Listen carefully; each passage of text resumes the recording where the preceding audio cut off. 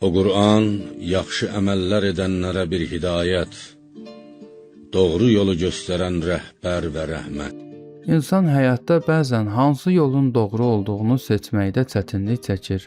Quran isə yaxşılıq edən, ixlasla yaşayan insanlar üçün bir nur, bir yol göstəricisidir.